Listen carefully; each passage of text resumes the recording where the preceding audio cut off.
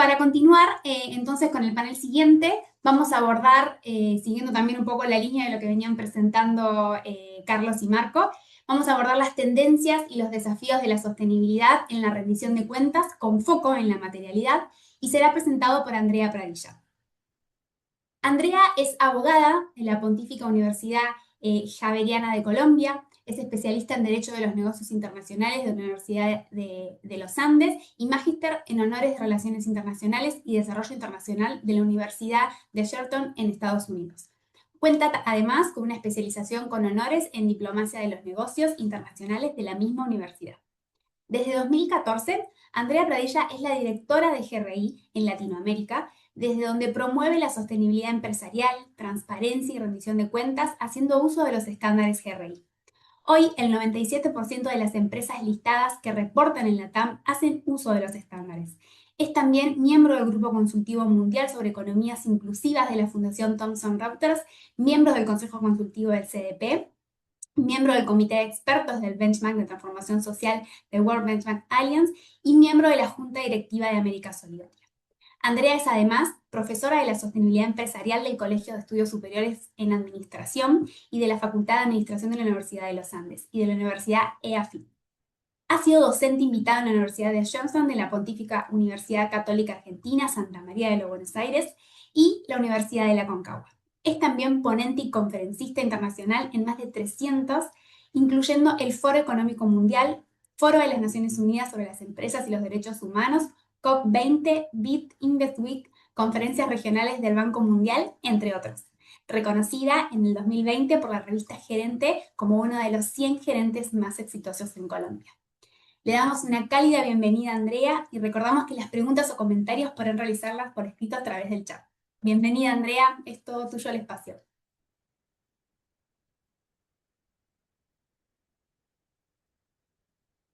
No te escuchamos. A ver, ¿Ahora me oyes? ahí sí. Muchísimas gracias. Buenos días a todos. Yo creo que ya me están oyendo y ya me están viendo. Es un gusto para mí estar aquí. Muchísimas gracias por la invitación y por tener la oportunidad de compartir un poco más con ustedes cómo estamos viendo nosotros los retos, los desafíos, el momento en el que estamos desde GRI. Esto, digamos que del reporte y de la materialidad ha tenido cambios tan significativos y hemos tenido una evolución bastante significativa en términos de hacia dónde estamos avanzando en temas de sostenibilidad, que quizá no estaba antes. Digamos que yo llegué al GRI, les cuento como contexto rápidamente, hace 11 años y una de mis primeras visitas, uno de mis primeros países anfitriones fue Argentina. Y las discusiones eran completamente diferentes, las que estábamos teniendo en ese momento, las que estamos teniendo hoy, donde están, digamos que los discursos, muchas de las cosas que nos imaginamos en ese momento están sucediendo, unas como nos las imaginamos, otras de otra manera. Entonces, para nosotros, como GRI, ver la evolución, digamos que ha sido importante, estamos convencidos de que es un momento definitorio, que definitivamente ya no basta con reportar lo financiero, eso ya está claro, que hay que mostrar el impacto en personas, planetas y economía. Y por muchos años nosotros hicimos ese cabildeo o ese impulso de la necesidad de tener políticas públicas inteligentes que promovieran estos ejercicios. Hoy donde estamos es o lo que a mí me gusta denominar como en un tsunami regulatorio donde abrimos, hay una nueva regulación. Estamos intentando navegar ese tsunami y entender cuál es el rol de esas políticas públicas en ejercicios que nosotros teníamos ya de alguna manera interiorizados en las organizaciones y eso qué quiere decir para el trabajo que hacemos. Aquí es donde vemos nosotros que entra esa doble materialidad, por un lado lo financiero, pues como ya lo explicaron, digamos que muy bien los dos ponentes anteriores, y por otro lado el lado del impacto. Este enfoque, lo mencionaban antes, ya está en la ley europea, pero también lo estamos viendo en la regulación emergente en China, y es importante mencionarlo, y en los últimos acuerdos, especialmente el acuerdo de Sevilla de financiación de los ODS de la ONU de este verano. Entonces sabemos que la doble materialidad no es solo una buena práctica que viene, digamos que desde Europa, sino que se está volviendo un consenso frente a que es importante y en ese contexto, pues GRI viene cumpliendo impactos y stakeholders y el ISSB viene cumpliendo con el componente de riesgos financieros. A nuestro juicio no se trata de escoger y ahorita en mi presentación les explicaré un poco más, es aprender a usar ambos llevar a menos duplicación y más claridad, pero entendemos que este momento de confusión, porque sabemos que es un momento confuso, es parte del proceso de avanzar en la dirección correcta.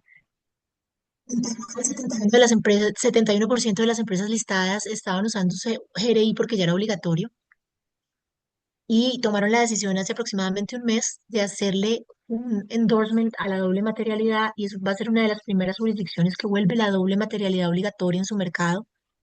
Entonces, es un ejercicio que vamos a monitorear en América Latina. Todavía no tenemos antecedentes de obligatoriedad de doble materialidad, sino de materialidad financiera o materialidad de impacto. Entonces, con ese contexto, espero en los próximos ya 22 minutos poderles contar un poco más. Voy a compartir. Si alguno me puede confirmar que esté viendo mi presentación, lo agradecería. Ahí está Ahí se puede ver. cargando. Sí, ahí se Excelente. ve. Vamos. Entonces, nos vamos a ir en un viaje donde vamos a mirar un poco esa ola regulatoria, cómo estamos hablando de interoperabilidad, cuál es el rol de riesgos físicos y transición derivados del clima y cómo está afectando eso la rendición de cuentas, cómo estamos en la discusión de rentabilidad y crecimiento, que cada vez nos aparece más fuerte, y cómo podemos continuar potenciando la herramienta de reporte como una herramienta y no como un fin en sí mismo. Digamos que el debate de si reporto o no reporto a nivel de grandes ya terminó. El 96% de las 250 empresas más grandes del mundo ya reportan información y el 77% lo hacen con GRI. Digamos que sigue siendo un estándar de adopción primordialmente voluntaria, a menos que las jurisdicciones tomen otra decisión. Pero no es porque yo llevo 11 años acá, sigo pensando que es el más robusto, el más legítimo y el que más ha logrado abortar después de 25, casi 30 años, las buenas prácticas y también los aprendizajes de lo que no ha salido bien a la hora de definir indicadores para medir la gestión. En ese orden de ideas, representa la herramienta más poderosa que puede tener una empresa para adquirir el músculo que necesita para navegar todo esto que se viene. Y es, digamos que la que le permitirá adquirir esa capacidad empresarial que normalmente no existe en las empresas para navegar cualquiera de los escenarios que se presenten. América Latina nunca ha sido ajena a estas tasas de reporte y ahorita miraremos las de Argentina. Argentina tampoco ha sido ajena. Somos una cultura que sin que se lo pidieran ya venía pegándose a las buenas prácticas internacionales desde hace mucho tiempo. Y digamos que lo que ha venido cambiando quizá en los últimos 5 o 7 años es que efectivamente pues sí vemos más preguntas de la comunidad de inversión. Antes decíamos que nos preguntaban, pero no necesariamente las preguntas llegaban o que nos deberían preguntar. Hoy sí estamos viendo que las preguntas están llegando y que también está madurando la comprensión de este grupo de interés, porque sí quieren saber cómo se está gestionando la sostenibilidad y pues también el tema de tecnologías emergentes, pero todavía no confían en gran parte en la información que se tiene sobre ambas.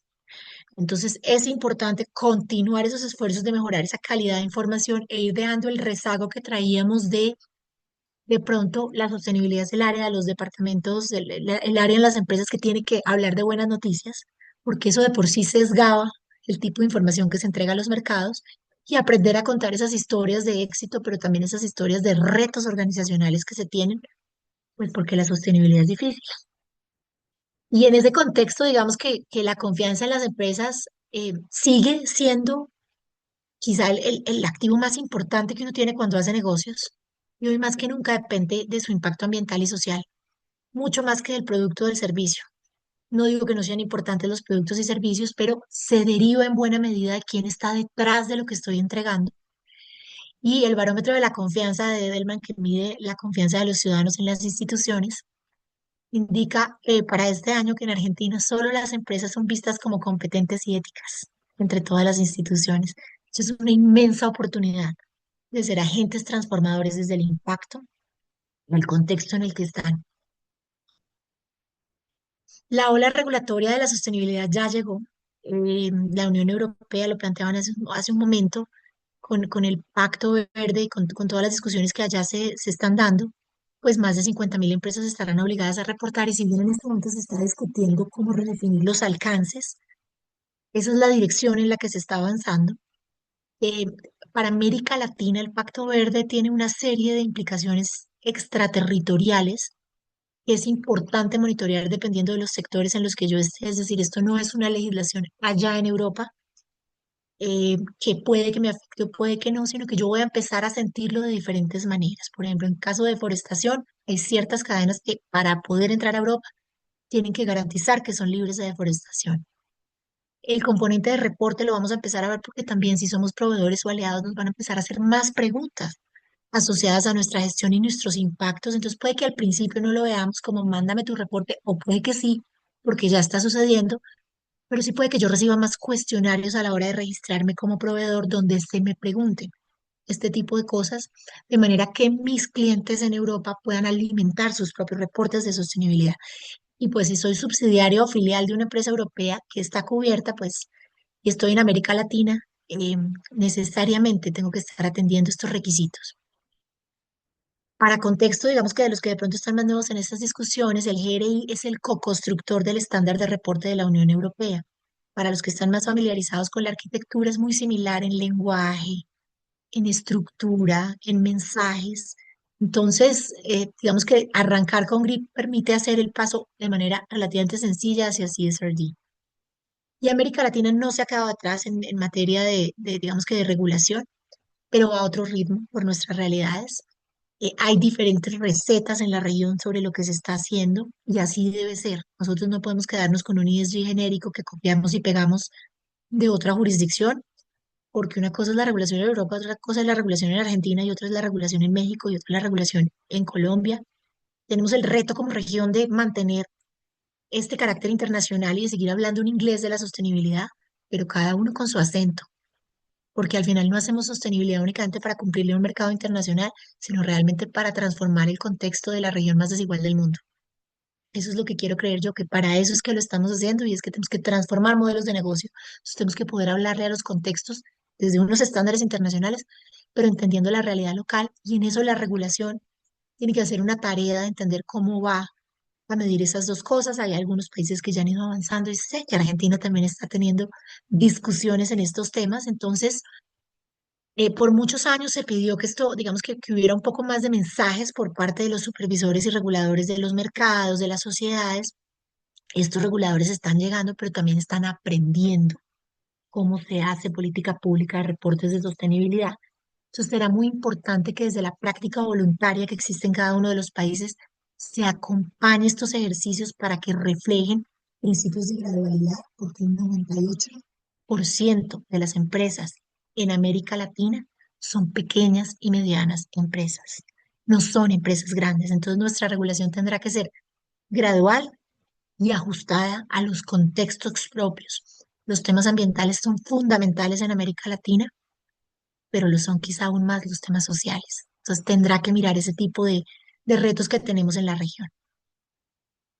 El laberinto de la transparencia en estos momentos hay digamos que fatiga, y se lo vi a algunos de los ponentes anteriores, es complejo en estos momentos. Los departamentos de sostenibilidad eh, son más importantes que nunca, pero curiosamente siguen teniendo los mismos presupuestos de siempre con metas más altas. Y tienen ahora que abordar, no todos con el expertise que esto requiere, una complejidad regulatoria. Una cosa era jugamos al fútbol el domingo porque a todos nos gusta y otra es al partido del domingo le llegó el VAR y le llegó un juez. Eso cambia necesariamente el juego, no la razón por la que estábamos jugando, pero sí se abre un elemento de compliance que tenemos que entender que nos impone unas obligaciones diferentes. Sigue habiendo inmensos retos frente a la disponibilidad y la calidad de los datos, digamos que hechos los procesos de doble materialidad, que son complejos per se, se enfrentan los equipos a tener que pedir la información, que la información llegue en el tiempo, con la calidad y el rigor que requieren, que se entienda esa información sigue siendo un inmenso reto. Capacidad técnica y recursos internos, pues siguen siendo departamentos de sostenibilidad relativamente pequeños, a los que cada vez se les exigen más resultados y de nuevo que se les exige expertise en muchísimos temas que no siempre, digamos que están disponibles o que son tan rápidos de adquirir. Y por supuesto, pues la materialidad y la integración con la estrategia. Ese análisis de materialidad como punto de partida y como columna vertebral de cualquier estrategia es muy importante, pero eso requiere que yo entienda muy bien los negocios y el negocio y la estrategia del negocio hacia futuro, y eso digamos que está siendo un reto en América Latina. Digamos que eso ha sido así por mucho tiempo, pero en este momento está siendo más complejo vía el contexto regulatorio del que estamos hablando. Punto de partida, más que nunca, la materialidad es algo de lo que en América Latina llevamos hablando bastante tiempo. Yo creo que ya tenemos conciencia de que en materialidad no todo puede ser prioridad, en sostenibilidad, perdón, y que la materialidad nos vino a ayudar a definir qué es lo prioritario. Pero ya cuando lo estamos haciendo en la práctica, pues es más complejo a veces de lo que parece. Son muchos actores, muchos intereses y muchas aristas. Lo explicaban ya, digamos que los ponentes anteriores son en este momento, como estamos hablando, dos enfoques de la materialidad, una materialidad de impacto que da cuenta de mis impactos hacia afuera y una materialidad financiera que mira cómo estos impactos hacia afuera se traducen en riesgos y oportunidades para mi negocio. Cuando logro hacer esa doble visión, pues estoy hablando de una doble materialidad. Aquí charlado y en una conversación suena muy sencillo y tiene muchísimo sentido. Y es cómo podemos hablarle a todos los actores entendiendo que hay lenguajes distintos con necesidades diferentes y que esos enfoques nos van a aportar insumos distintos para el negocio que son necesarios para sostenernos, ¿verdad?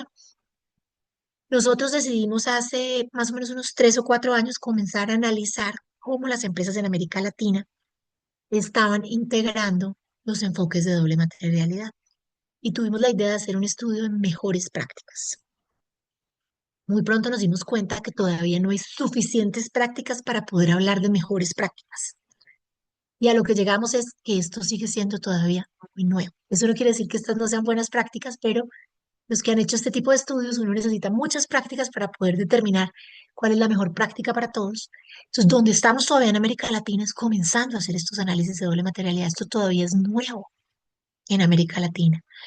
Y hemos hecho ya 2 estudios donde hemos visto cómo ha ido evolucionando el tema y cómo va evolucionando el pensamiento de los departamentos de sostenibilidad en América Latina frente a estas exigencias.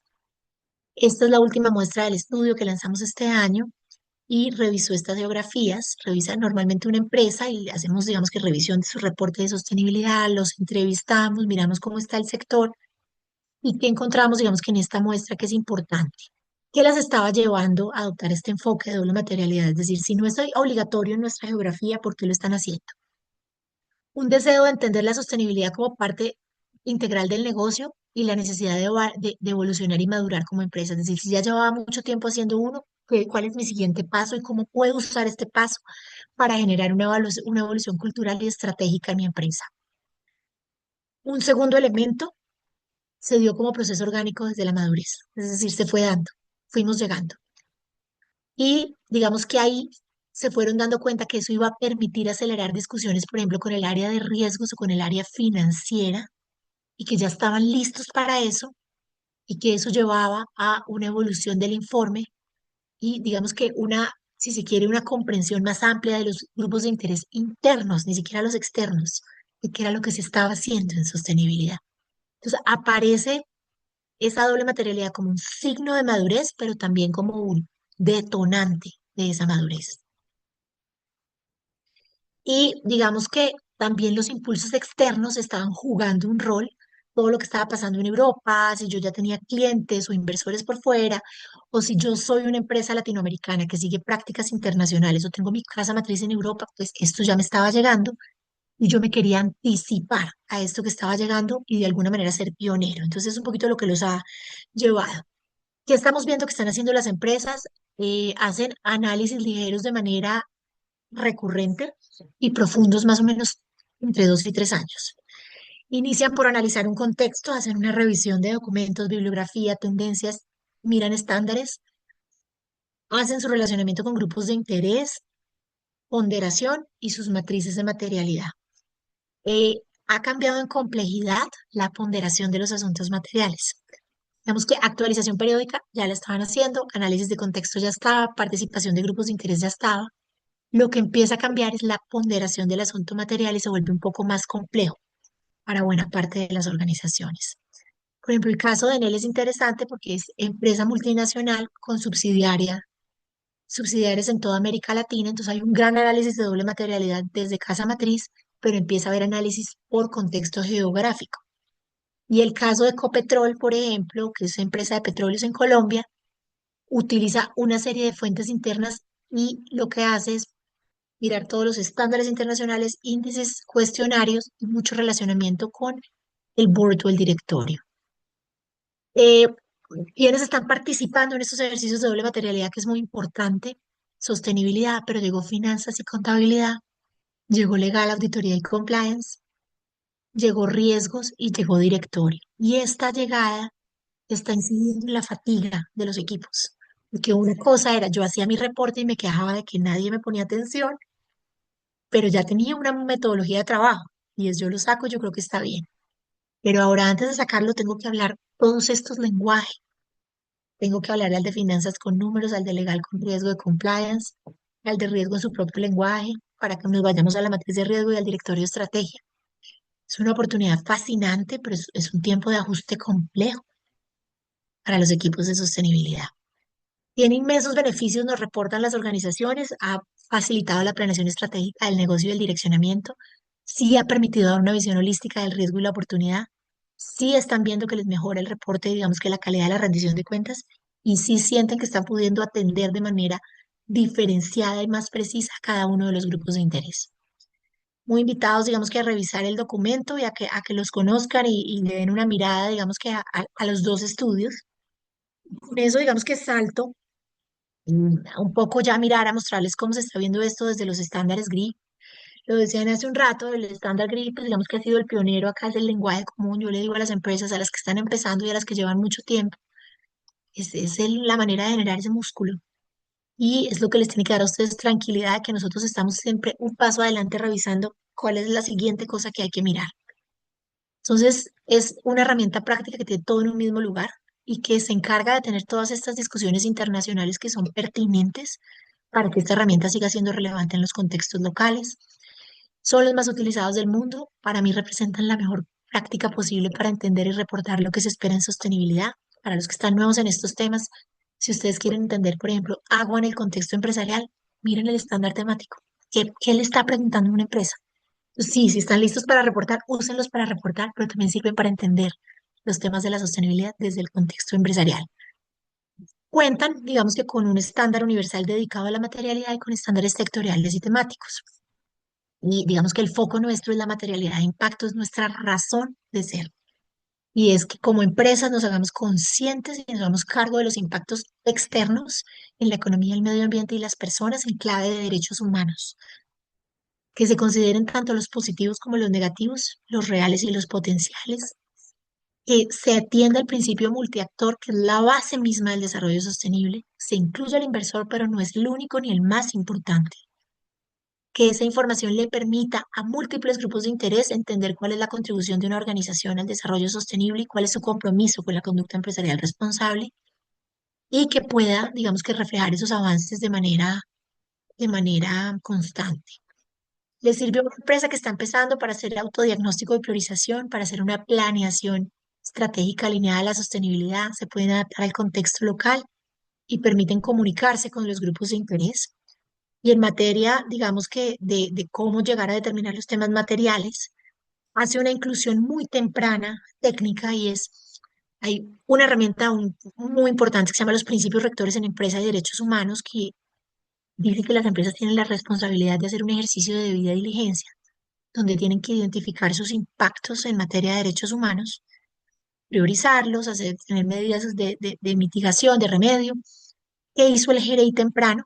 Y es que se trajo todo ese concepto de debida diligencia al concepto de materialidad y integró los dos procesos de manera que en este proceso yo hago debida diligencia en clave de derechos humanos y empresa como punto de partida y eso me lleva a mi materialidad de impacto. Adicional a eso, llevamos 3 años, casi 4 años desarrollando estándares sectoriales que buscan darle una luz a las organizaciones acerca de cuáles son los temas que son probablemente materiales desde el punto de vista del impacto. Cada vez que hacemos un estándar sectorial, acá les trae agricultura, acuicultura y pesca, es un proceso supremamente robusto donde miramos todos los estándares disponibles, hablamos con expertos, hacemos consultas y al final nos sale una lista de temas probablemente materiales. Entonces, tenemos estándares sectoriales para petróleo y gas, carbón, minería, agricultura, pesca y acuicultura. Acabamos de terminar el periodo, ya estamos en revisión de contenidos para banca, seguros y asset management y asset ownership, gestión de activos. Y estamos en este momento con el proceso abierto para textiles, vestido y calzado. Está disponible en nuestra página web. Si ese es un sector que sea importante para ustedes, revísenlo. Viene muy pronto bebidas y alimentos y 40 sectores más. Entonces, esta, digamos que es una manera de aproximar a una empresa a entender los impactos en un sector y digamos que se ve más o menos así. Muchos de los temas probablemente materiales son temas que ya venían en los estándares temáticos del GRI y lo que se hace acá es ajustarlos a la realidad del sector con base en la investigación y el proceso que adelantamos nosotros, pero también puede que aparezcan nuevos temas. En el caso, por ejemplo, del estándar de agricultura, aparece seguridad alimentaria e inocuidad de los alimentos, que no son temas materiales. Desde los estándares temáticos no hay un estándar temático para eso, pero que aparecen en el estándar sectorial como probablemente materiales en este sector. O digamos que el otro que es bien interesante es el ingreso y salario vital en esta industria que aparece muy fuerte. Entonces, se hace siempre un esfuerzo de llevar esto con mucha pertinencia a cada uno de los sectores. Les decía, seguimos siendo el estándar más utilizado del mundo, pero ya no solo por las grandes.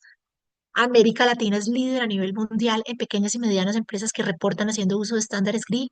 Más de 3.250 empresas pequeñas y medianas en América Latina y también en Argentina reportan haciendo uso de estándares GRI. Nos hemos vuelto pioneros en eso y esperamos expandir ese número de 3.250, ojalá muchísimas más. ¿Qué le digo yo a las empresas que nunca lo han hecho? Que la mejor manera de hacer un reporte GRI es comenzando. A veces le pierden, hay que perderle el miedo. A veces cuando uno llegó de pronto y siente que hay empresas que ya llevan 15 años reportando y 20 años reportando y uno mira esos reportes y los ve tan lejanos, tiene que entender que a caminar se empieza caminando. Hay que arrancar. Comenzar. ¿Cómo? Primero tomar la decisión, ir generando esa capacidad y usar los estándares internacionales a la medida de lo que yo necesito, ajustados a lo que yo necesito. Hacer, cuando se está comenzando, una identificación inicial de mis impactos y mis prioridades, algo muy realista, alejado de la perfección, hacer una planificación basada en evidencia, ir entendiendo que esto es un proceso de mejora continua, donde yo cada año puede que lo haga mejor y donde me voy preparando para hacer una rendición de cuentas no perfecta, no de Instagram con filtros, sino una rendición de cuentas real que genere confianza en mis grupos de interés. Y eso parte de tener un propósito y entender, si es que yo no estoy obligado, yo por qué quiero hacer esto, qué quiero, qué busco que obtenga mi empresa como resultado de esto y cuál es el propósito de este proceso. Entendido el propósito, cómo me imagino que voy a construir esa capacidad empresarial para llegar ahí y mantener en mi caja de herramientas esos datos, esas mediciones y esas narrativas. Sí o sí, irme con estándares, porque en sostenibilidad la tentación de hablar solo de lo bueno es muy grande. El estándar me ayuda a que no hable solo de lo bueno, desarrollar esa capacidad interna y enfocarme en lo que realmente tiene impacto y no en el dato que ya tengo disponible, sino en lo que realmente impacta. Ajusten ese enfoque para que sean reportes relevantes, creíbles y accionables. Evitar tratar todo como material, que es uno a veces de los retos más grandes. Buscar optimizar esos recursos, que sea relevante para mis grupos de interés. Y por supuesto, buscar que esto facilite decisiones estratégicas y que pueda ser comunicado. Reportar y comunicar van de la mano, pero no son lo mismo. ¿Cómo está, digamos que Argentina? Dice que ya estoy cerca del cierre del tiempo en evolución de la rendición de cuentas en sostenibilidad. Pues acelera su reporte en sostenibilidad, está en cuarto lugar a nivel de la región en este momento y digamos que eso es interesante. Esta es la encuesta de KPMG de 2024 donde muestra que el 81% de las 100 empresas más grandes está haciendo reportes de sostenibilidad. A mí no me sorprende, siempre lo he dicho desde mi primera visita, y hay muchísimo talento humano, un nivel de conocimiento altísimo. Entonces, no me sorprende. La verdad, el resultado es muchísima capacidad, mucha resiliencia en el sector y en la economía. pues ojalá esos números vayan también a las que no son las 100 más grandes, sino al resto del tejido empresarial y a las cadenas de abastecimiento. Digamos que el aseguramiento de la información refleja, es relativamente bueno, digámoslo así, refleja el interés del sector privado por fortalecer esa transparencia. Las empresas están poniendo mayor foco en evaluar y gestionar esos riesgos ESG, en especial lo que se relaciona con los temas climáticos debido a los impactos económicos y reputacionales. Y digamos que más de la mitad reconoce que hay unos riesgos, un 88% reportando metas de reducción de emisiones y un 57% ya empezando a hablar de biodiversidad como riesgo de negocio. Entonces, eso es interesante. El tema del origen de la materia prima y las cadenas de valor globales aparece como un tema de contexto muy importante dentro del país. Entonces, es un poquito lo que estamos viendo. Yo no me quería ir de acá sin contarles una muy buena noticia, es que por 11 años hemos ido de visita a Argentina, pero gracias a la cooperación suiza, en el último trimestre de este año vamos a llegar por fin con un programa en Argentina y aprovechando el espacio estamos buscando nuestro líder o nuestra líder en Argentina que nos acompañe en este proyecto que la cooperación suiza quiere hacer en Argentina, de apoyar a pymes argentinas a elaborar sus reportes de sostenibilidad con foco en digitalización y soluciones sectoriales, que nos ayude a fortalecer la interoperabilidad en el terreno, dialogando con reguladores, con bolsas de valores, que nos ayude a hacer esos pilotos sectoriales que nos soñamos para Argentina en agroindustria, en energía, para mostrar cómo las pymes pueden integrarse a cadenas de valor global sostenible. Queremos construir capacidad local, es una persona, así que necesitará un gran network que le ayude a generar alianzas y a crear una comunidad de práctica en torno al reporte de sostenibilidad de pymes que permita que ese tejido empresarial argentino se conecte con empresas grandes y pueda ser más competitivo y más sostenible. Entonces, muy invitados a acompañarnos y apoyarnos en ese proceso. Los dejo entonces ya que, digamos que con mis mensajes finales y sí hay mucho ruido acerca de si reportamos o no reportamos. Eh, Ojalá podamos aplicarle principio de materialidad también al ruido y oír ese ruido y esas críticas como una oportunidad de afinar mejor nuestros argumentos y ser más rigurosos en la gestión, pero no de dejar de hacerlo. La transparencia más que nunca sabemos que es lo que refuerza la credibilidad ante los grupos de interés y nos da esa licencia social para operar. Si hacemos una buena gestión, podemos tener datos consistentes que nos permitan tomar mejores decisiones. Podemos generar ese músculo interno que necesitamos para ser más resilientes, esa capacidad empresarial de la que les hablo y podemos realmente llegar a donde llevamos más de 20 o 30 años trabajando y es a llevar a que esto realmente se integre en la estrategia y podamos transformar los modelos de negocio. Entonces, que todas esas críticas, lejos de alejarnos del propósito, nos lleven a afinar los argumentos para hacerlo cada vez mejor. Con eso concluyo. Andrea, muchas gracias. Un placer escucharte. Te agradecemos por tu tiempo y por tu predisposición y obviamente por todo lo compartido. Te escuchamos hablar a vos y es cosas que nosotros en el día a día de Liarse promovemos constantemente con las más de 100 empresas que nos acompañan. Así que somos promovedores de GRI a full y estamos muy contentos que desembarquen formalmente con este hito en nuestro país. Así que muchísimas gracias. Lilú, y Sí. perdón, muy breve, me gana el genio. Andrea, yo creo que vos dijiste algo fundamental, dos cosas que quiero resaltar, que no quiero que se nos pasen. Una tiene que ver con que la sustentabilidad no es solo lo financiero. Obviamente durante estos últimos años lo hemos alineado mucho al negocio, que está bien porque es parte, perdón, de la sostenibilidad. Pero, sin dudas hay una parte de impacto y de valor compartido que tiene que seguir existiendo y que nos tiene que seguir preocupando y ocupando con los distintos públicos de interés. Y la otra es que siempre se llega a GRI para reportar y se hace camino al andar, como decías vos, pero no es menor esto de usar GRI también para formarse, para entender más, para construir gestión, para ir armando indicadores, KPIs y entendiendo qué temas son materiales de cada industria, de cada sector, de cada actividad. GRI sirve para todo eso, además de para reportar. Así que gracias, Andrea Total. Perdón, Lilu, no podía con mi genio, pero quería resaltar esas dos cositas. No, Andrea, por temas de tiempo no podemos pasarte, hay una consulta que te dejaron en el chat en cuanto a creo que es por la verificación de reportes, si tenés un minutito para responderla a través del chat, te lo agradecemos un montón. Gracias.